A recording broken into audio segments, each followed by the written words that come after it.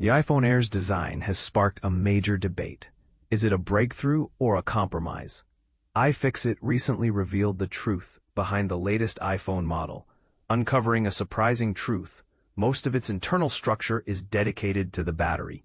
This teardown, https://www.ifixit.com/news/iPhone Air Teardown, isn't just another routine analysis. It's a revelation that challenges our assumptions about smartphone engineering. For years, Apple's iPhone designs have followed a predictable pattern, but the iPhone Air introduced a bold shift. Instead of spreading critical components like the logic board across the device, Apple concentrated them near the top, leaving the bulk of the phone filled with a massive battery. This arrangement isn't just about space.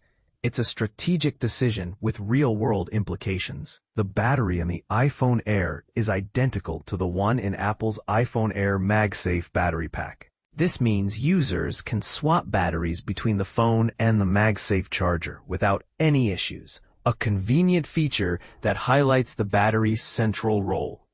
But why does this matter? Well, consider the infamous Bendgate incident from a few years ago. Thin iPhones suffered from cracked logic boards when bent, but the new design places the logic board at the top, where bending is less likely to occur. The battery, now more resilient, acts as a protective buffer in the middle of the device. But here's where it gets controversial.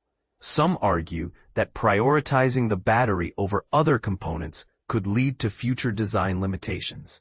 For example, would this layout hinder upgrades or create bottlenecks for newer technologies? And this is the part most people miss. While the iPhone Air solves one problem, it raises new questions about the trade-offs in modern smartphone design. So, what do you think? Is this a smart move for durability, or does it risk compromising the phone's long-term potential? Share your thoughts in the comments below, because the real test of innovation isn't just in what we build, but in how we adapt to the challenges ahead.